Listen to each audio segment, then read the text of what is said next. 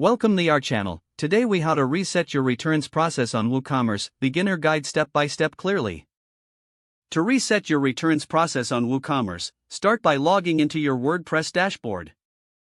Navigate to the WooCommerce tab on the left sidebar. Select Settings from the drop-down menu. In the Settings menu, click on the Products tab.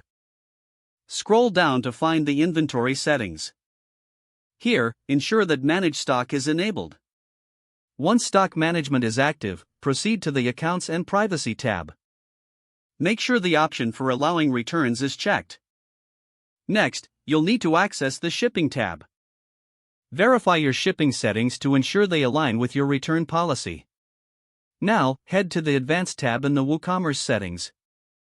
Select REST API to review your return process configurations. If you've installed extensions for returns, check their settings as well. Consider disabling any outdated return plugins that may conflict with WooCommerce. To reset returns processes completely, clear any custom return rules set previously. It's also advisable to update your WooCommerce version to the latest. After resetting your return settings, save any changes made. Test the updated returns process by creating a test order. Process a return on that order to confirm everything is working smoothly.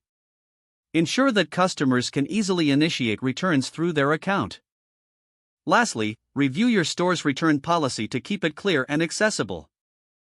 If the page does not load, refresh the browser or try again in a private or incognito window. Make sure you are using the correct email address, then retype it carefully to avoid small typos. If your password is not accepted, use the reset option and create a new strong password you can remember. Check your spam folder for verification or security emails, then complete any requested confirmation steps. Enable two-factor authentication if available to improve account security and reduce unauthorized access risk.